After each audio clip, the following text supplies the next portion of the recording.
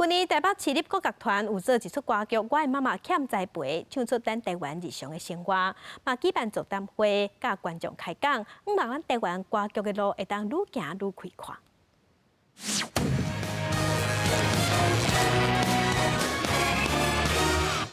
咱发电的时间已经到，小小的战争嘛会出头，咱起飞的时间已经到。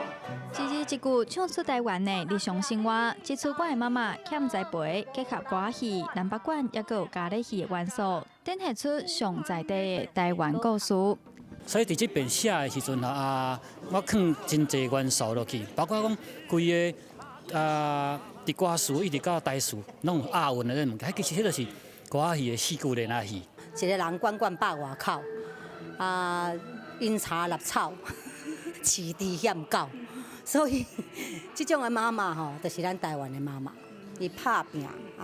敢若痛苦。我的妈妈欠栽培，原著作者杨富敏是台湾文学界新生代作家，连续2出作品登上电视剧和歌剧舞台，嘛互伊看到文学无共的呈现方式。你是完全无共款的一个形式嘛？那电视咱讲的，大家你得把疯狂的重播。